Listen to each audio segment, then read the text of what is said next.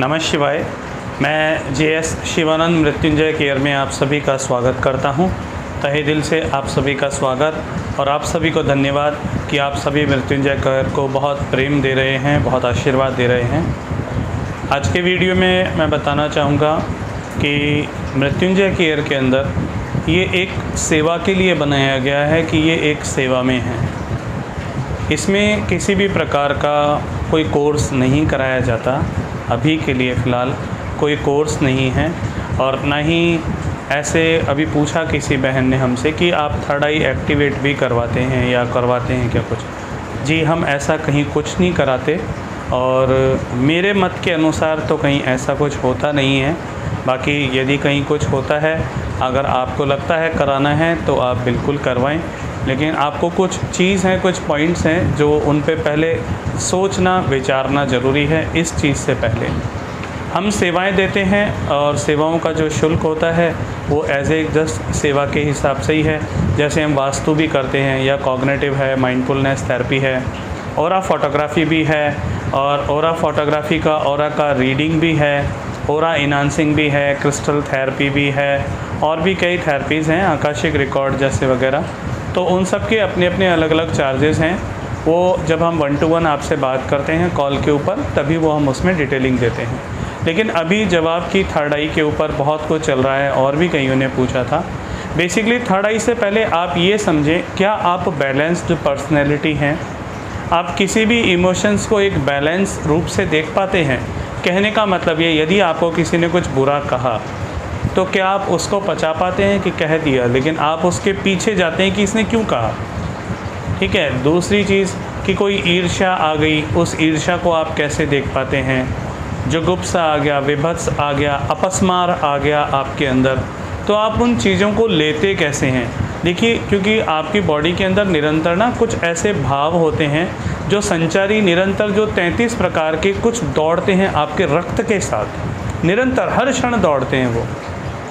और जैसे जैसे आपका मन जैसे जैसे फ्लक्चुएट होगा वो बहुत तेज़ी से दौड़ते हैं। इसी प्रकार जब हम देखते हैं कि कहा जाता है ना कि सबकॉन्शियसली आप कितनी बार एक थॉट को सोच पाते हैं। आपको लगता है मैंने छोड़ दिया, लेकिन जैसे ही आप रिलैक्स होते हैं वो आपको पता लगता है पीछे कहीं थॉट चल रहा होता है, अरे यार वो क्या, और आप थोड़ा सा ऐसे हो जाते हैं, अरे यार ये क्यों चल रहा है, ये तो मैंने कल छोड़ दिया था सोचना, लेकिन फिर भी जो चल रहा होता है। साइंस कहती है जो थॉट आप 2 दिन पहले भी सोच रहे होते हैं वो भी आंशिक रूप से आपके अंदर निरंतर कहीं ना कहीं चल रहा होता है।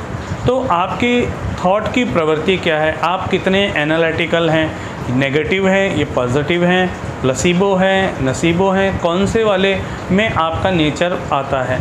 आप अग्नि तत्व के ज़्यादा हैं या आप जल तत्व के ज़्यादा हैं या वायु तत्व के ज़्यादा हैं? ये भी आपको अपने अंदर महसूस करना पड़ेगा, देखना पड़ेगा।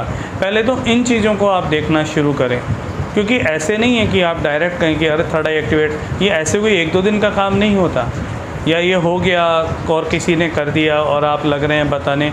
ये सिर्फ एक हेल्यूसिनेशन हो जाएगा, अलग एक दुनिया हो जाएगी जिसमें आप पता नहीं क्या समझेंगे अपने आप को और बहुत कुछ ऊट-पटांग हो जाएगा।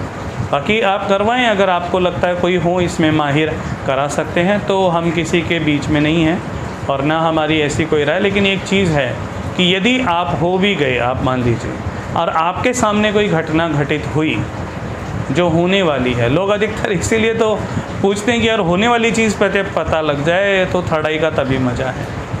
तो आप सोचिए कि आप जो सोच रहे हैं उसी के अनुसार ना, उन भावों के अनुसार कि अरे क्या होगा अगर आपको पता लग जाए कि 2 दिन बाद ये होने वाला है। आप क्या बेचैन हो जाएंगे या उसमें आप तटस्थ रहेंगे या उसमें आप करेंगे क्या?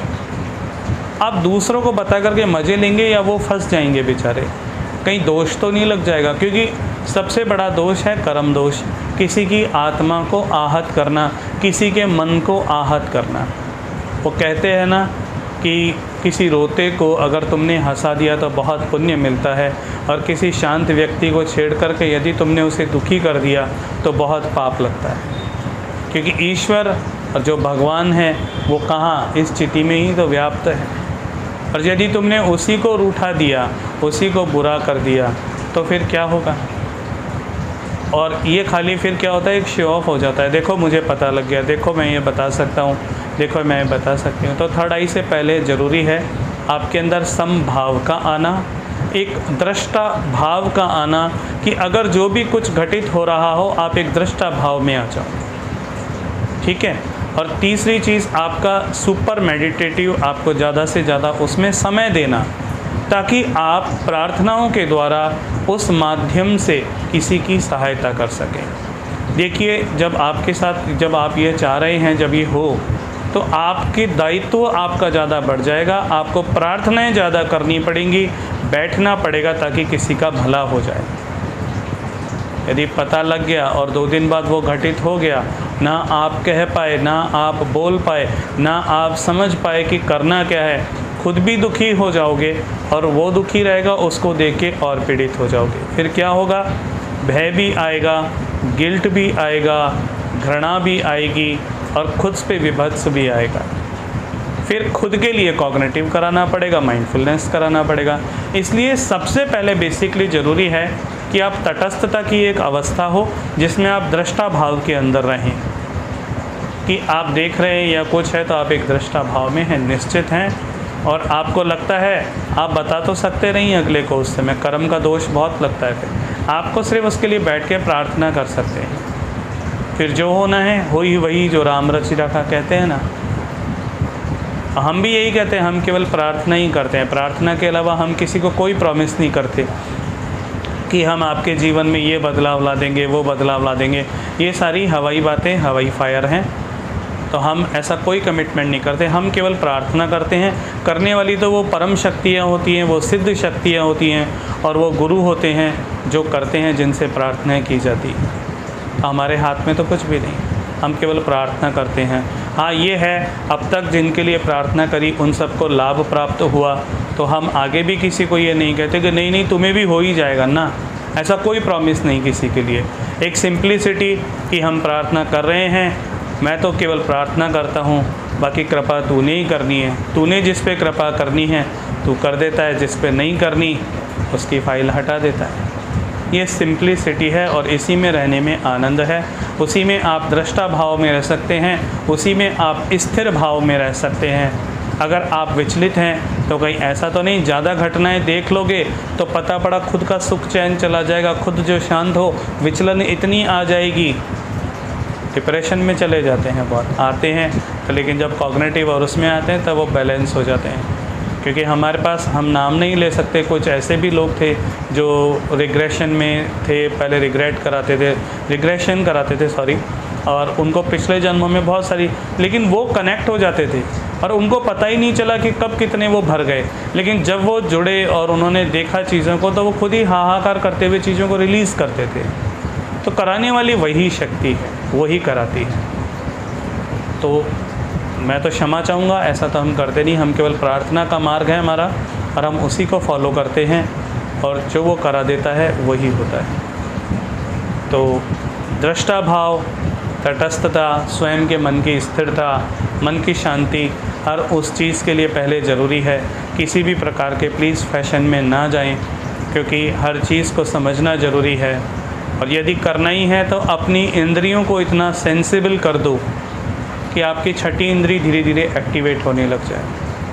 कहने का मतलब, यदि आप कहीं कुछ खा रहे हैं तो आपको पता हो कि आप क्या खा रहे हैं, कहीं कुछ सूंघ रहे हैं तो आपको पता हो कि आप क्या सूंघ रहे हैं, आप कहीं खड़े हैं तो पता हो कि आपके पैरों के नीचे कहीं कोई जीव, कोई जंतु या कहीं कोई ऐसा पौधा तो नहीं।